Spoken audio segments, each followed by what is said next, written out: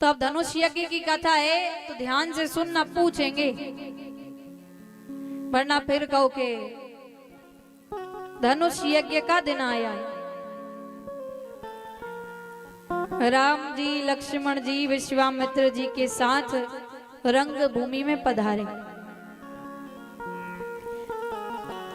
रंग भूमि आए दो भाई, रंग भूमि आए दो भाई, असी सुधि सब पुरवासिन पाई, असे सोज सब पुरवासिन पाई।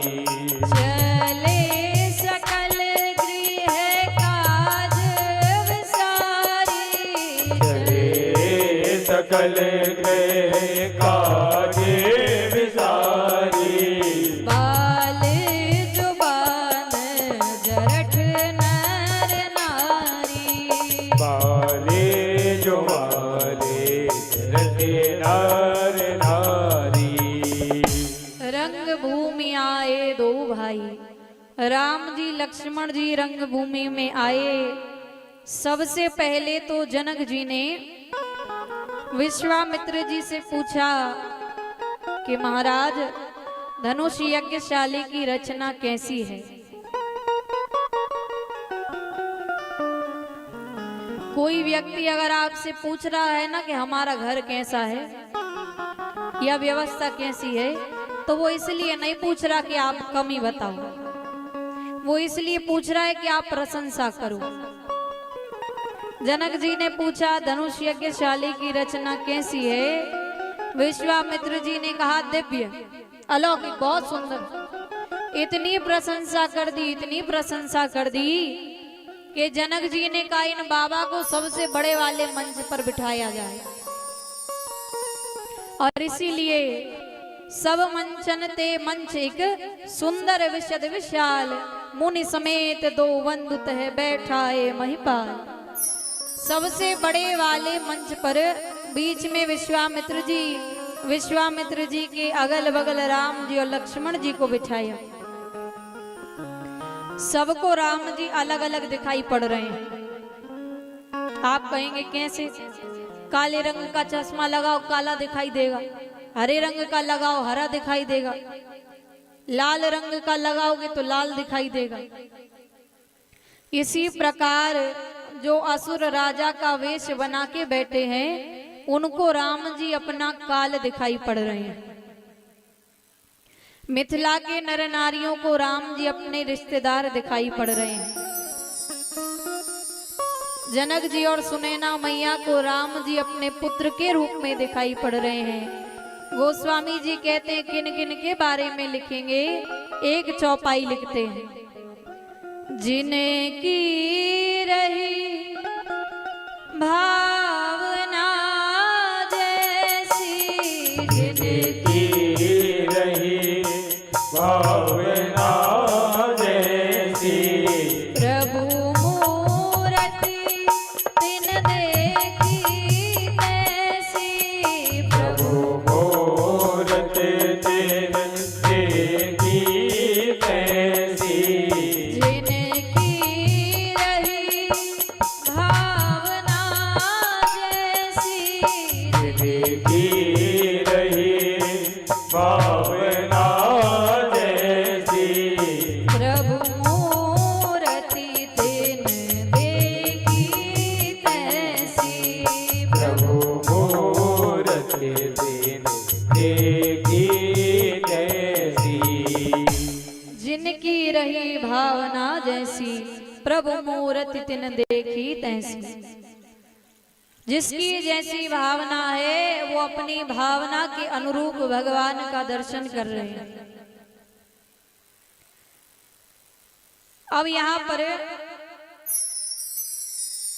जनक जी ने सीता मैया की सखियों से कहा कि सीता को लाया जाए। सखियां सीता मैया को लेकर आई। यहाँ गोस्वामी जी कहते हैं सिय शोभा नहीं जाए बखानी, जगदम्बिका अंबिका भवानी। सीता मैया इतनी सुंदर लग रही है कि रंग भूमि जब सिय पगुधारी, देखी रूप मोहे नर नारी। सीता मैया जैसे रंग भूमि में आई तो जितने भी नर नारी थे सब देखकर मोहित हो गए। कितनी सुंदर लग रही हैं। गोस्वामी जी कहते हैं कोई तुलना करने लायक नहीं है। कोई सुंदर होता है तो हम किससे तुलना करते हैं? चांद से। चांद जितना सुंदर है। अरे भाई गोस्वामी जी कहते हैं कोई सुंदर होता है तो उसकी तुलना हम चांद से करते हैं, लेकिन सीता मैया की तुलना चांद से नहीं कर सकते। क्यों? चांद में दाग है, सीता मैया में कोई दाग नहीं है। और तब सीता मैया के भक्त सीता मैया के लिए कहते हैं, चांद से कह रहे हैं क्या, ए चांद तू गुमान न कर, ए चांद तू गुमान न कर, हमने कई चांद देखे हैं। अरे तुझ में तो दाग है, हमने बेदाग देखे हैं। कौन? सीता मैया। आज इतनी सुंदर लग रही है सीता मैया कि देखकर सब मोहित हो गए। अब यहाँ पर जनक जी ने अपने मंत्रियों से कहा कि जाओ सभा के मध्य में खड़े होकर मेरे प्रण को सुनाओ। जैसे ही कहा तो मंत्री आए, सभा के मध्य में खड़े होकर दोनों भुजा उठाकर, और मंत्रियों ने कहा दीप दीप के राजा महाराजा, आज आप सब यहाँ आए हैं, इसका कारण है ये जो शिवजी का पिनाक है, आज आप में से जो भी इस पिनाक को तोड़ेगा जनक जी की बिटिया उससे विवाह करेंगी। आप ये मत सोचिए कि यदि आपका बल चंद्रमा है, आपका बल चंद्रमा है, तो ये जो शिवजी का पिनाक है ना, ये राहु है, जिसे रावण और बाणासुर ने स्पर्श तक नहीं किया, दूर से ही प्रणाम करके चले गए। आज आप में से जो भी इस पिनाक को तोड़ेगा, जनक जी की बिटिया जानकी जी उससे विवाह करेंगे। जनक जी ने ये नहीं कहा था कि ये कहना कि कोई तोड़ेगा। लेकिन एक बात बताइए, जब सीता मैया को देखकर सब मोहित हो गए तो मंत्री बचे होंगे?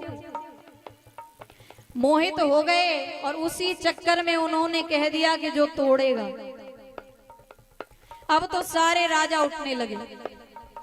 मंत्रियों ने कहा बैठिए, एक साथ मिलकर तोड़ोगे, सबको मौका मिलेगा।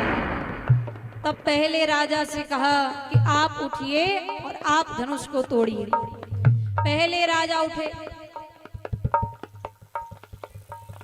पहले जब उठा राजा तो सबसे पहले क्या किया? गोस्वामी जी कहते परिकर बांध, धोती बांधी कहीं खुल ना जाए। परिकर बांध उठे अकुलाई, पहले धोती बांधी के कहीं धनुष उठाने में खुल ना जाए। और फिर चले इष्ट देवन सिरुनाई, जो काम पहले करना था वो बाद में किया। क्या? इष्ट देवों को बाद में सिर नवाया। पहले धनुष के पास जाके मैं तोड़ूंगा, मैं धनुष के पास जाके खड़े भये, और फिर अपने इष्ट देव से कहने लगे, प्रभु कृपा करिएगा मुझसे टूट जाए।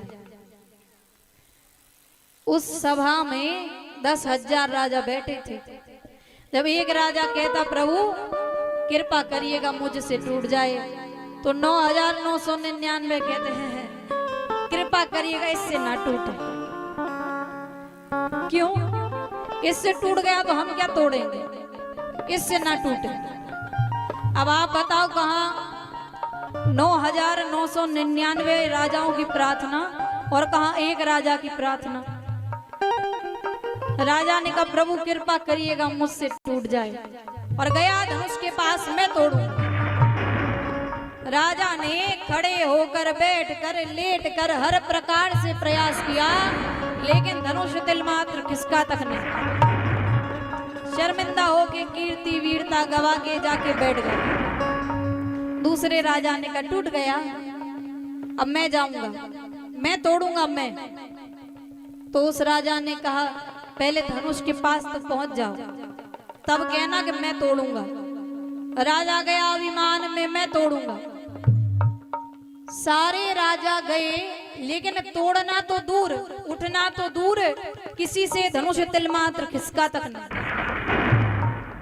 सारे राजा अपनी कीर्ति वीरता गवा के जाके बैठने लगे, सिर झुकाए बैठे हैं। जनक जी ने देखा, रे टूटना तो दूर, किसी से धनुष तिल मात्र खिसका तक नहीं। जनक जी खड़े भये, आज व्याकुल भी हैं, क्रोध भी आ रहा है। क्यों?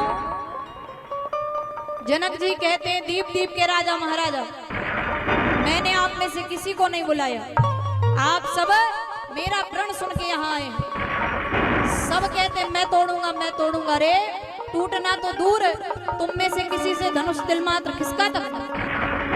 वीर है आप, शर्म नहीं आती अपने आप को वीर कहते हुए? मैं जान गया ये धरती वीरों से रहित हो गई। पहली बार जब जनक जी ने कहा, लक्ष्मण जी को बड़ा क्रोध आया, पर चुप रहे। क्यों? अपने से जब बड़े रहे ना तो चुप रहना चाहिए। लक्ष्मण जी सोच रहे हैं भैया हैं, गुरुदेव हैं, ये कुछ कहेंगे। लेकिन दूसरी बार जब जनक जी ने कहा, यदि मैं जानता कि ये धरती वीरों से रहित हो गई तो ऐसा प्रण करके अपना उपहास न करता। आज ये बैठे हैं, जो इतना कहा, लक्ष्मण जी खड़े हुए, भैया क्षमा करिएगा मेरा अपराध। जनक ने कहा कि कोई वीर नहीं है, मैं बताऊं वीर कौन होता है? अरे प्रभु, जिस सभा में रघुवंशी का एक बालक बैठा हो, वहां किसी की हिम्मत नहीं है कि कहते कि कोई वीर नहीं है। जनक ने कहा कि कोई वीर नहीं है, मैं बताऊं वीर कौन होता है? कही जनक जसी अनुचित बानी, कही जनक जसी अनुचित बानी, विद्यमान रघुकुल मन जानी, विद्यमान रघुकुल मन जानी। कही जनक जसी अनुचित बानी, कही जनक जसी अनुचित बानी, विद्यमान रघुकुल मन जानी, विद्यमान रघुकुल मन जानी। सुनौ भानुकुल पंकज भानु, सुनौ भानुकुल पंकज भानु, कहौ सुभाउ न कछु अभिमानो, कहौ सुभाउ न कछु अभिमानो। जो तुम्हारी अनुशासन पाओ, जो तुम्हारे अनुशासन पाओ, कीर ब्रह्मांड उठाओ, कीर ब्रह्मांड उठाओ। कांचे घट जिमिदारों कोरी, कांचे घट जिमिदारों कोरी, सकौ मेरु मूलक जिमि तोरी, सकौ मेरु मूलक जिमि तोरी। तो प्रताप महिमा भगवाना, तो प्रताप महिमा भगवाना। होवा पुरो पिनाक पुराना, होवा पुरो पिनाक पुराना। कमल नाल जिम चाप चढ़ाओ, कमल नाल जिम चाप चढ़ाओ। जो जन सत प्रणाम ले धावो, जिम नाम धावो। कही जनक जसी अनुचित बानी, कही जनक जसी अनुचित बानी, विद्यमान रघुकुल मन जानी, विद्यमान रघुकुल मन जानी, विद्यमान रघुकुल मन जानी, विद्यमान रघुकुल मन जानी। लक्ष्मण जी कहते भैया क्षमा करिएगा मेरा अपराध। धनुष की बात करते हैं, अरे आप कहिए, आप आज्ञा दें। जिस प्रकार बच्चे कमल के डंठल को तोड़ते हैं, आज ये लक्ष्मण इस धनुष को तोड़ देगा। आप कहिए। धनुष की बात करते हैं, जिस प्रकार बच्चे गेंद को उठाते हैं, आज ये लक्ष्मण इस ब्रह्मांड को उठा लेगा। आप कहिए। नहीं कर पाया तो आज के बाद कभी धनुष नहीं रखूंगा। इतना क्रोधित भये लक्ष्मण जी नेत्रों से अंगारे बरस रहे हैं। इतना क्रोध जब आया,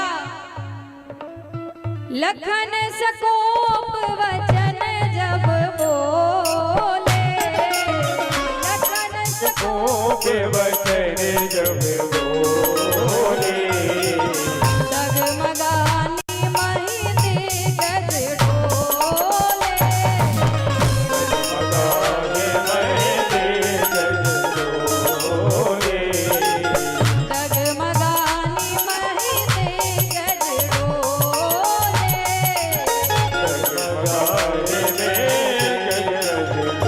डोले। लक्ष्मण जी ने जैसे कठोर वचन बोले, सारा ब्रह्मांड कांप गया, सब हिलने लगा। राम जी बोले, भैया मत बोलो। क्यों? तुम बोल रहे हो तो सब हिल रहा है। लक्ष्मण जी ने कहा, दो अभी भी नहीं हिल रहे। कौन? बोले, एक आप और एक धनुष। ये हिल जाए तो काम हो जाए। लक्ष्मण जी ने जब सकोप वचन बोले, सारा ब्रह्मांड डोल गया।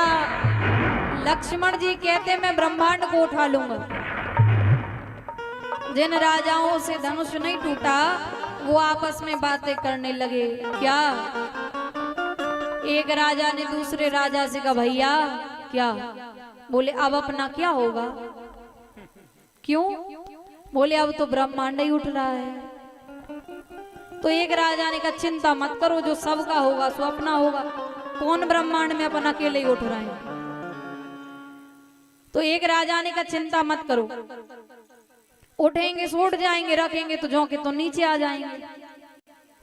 लक्ष्मण जी ने कहा, रखूंगा नहीं, फिर कांचे घट जिम्मेदारों फोड़ी, कच्चे घड़े के समान फोड़ दूंगा। फोड़ देंगे? अरे राम। लक्ष्मण जी बोले, चिंता मत करो, फोड़ दूंगा। जोड़ने वाले भी यहीं बैठे, भैया बैठे हैं ना। गोस्वामी जी ने उदाहरण दिया तो कितना अच्छा। कांचे घट जिम्मेदारों फोरी, कच्चे घड़े का। कच्चा घड़ा अगर टूट जाए जुड़ सकता है, पक्का घड़ा नहीं जुड़ सकता।